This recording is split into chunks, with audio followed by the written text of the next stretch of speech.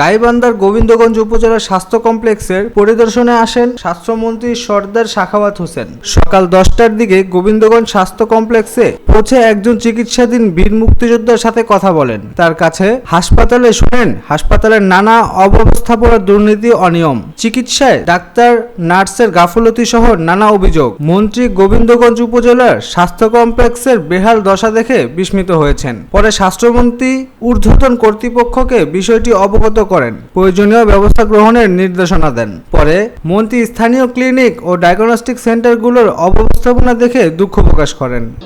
একটি সুস্থ সবল জনগোষ্ঠী ব্যতীত একটা অর্থনৈতিকভাবে শক্তিশালী দেশ গঠন করা যায় না। আর সেই কারণে আমাদের নেতা গণপ্রজাতন্ত্রী বাংলাদেশ সরকারের মাননীয় প্রধানমন্ত্রী জনাব তারেক রহমান সাহেব স্বাস্থ্যসেবার উপর সর্বাধিক গুরুত্ব প্রদান করেছে। সকলের জন্য সুস্বাস্থ্য নিশ্চিত করা আমাদের লক্ষ্য। আমরা সকলের জন্য সুস্বাস্থ্য নিশ্চিত করার লক্ষ্যে মানুষের ভোট ধরে স্বাস্থ্যসেবা পৌঁছে দেওয়ার জন্য পরিশ্রম করে যাচ্ছে এবং বিদ্যমান পরিস্থিতিকে উন্নত করার লক্ষ্যে সকল জেলায় যাওয়ার চেষ্টা করতেছি। আজকে আপনাদের কাছে আসলাম, আপনারা আমার সাথে ছিলেন, আপনারা দেখেছেন, ডাক্তার রোগীদের সাথে আলাপ করেছি, বিছনা দেখেছি, পাকঘর দেখেছি, বাথরুম দেখেছি।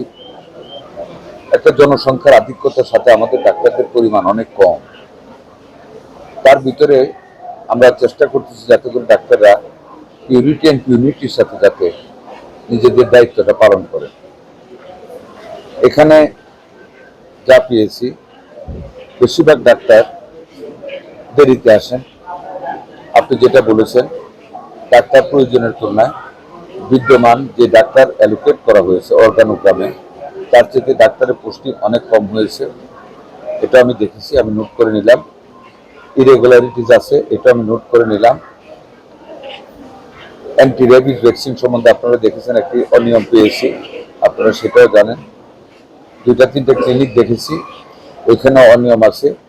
ইয়ানো ম্যাডাম সাথে আছেন, কাগজপত্রগুলি অল্প সময় সব দেখা যায় নাই। এখানে আমরা যথাযথ আইনানুগ ব্যবস্থা নেব সবার বিরুদ্ধে।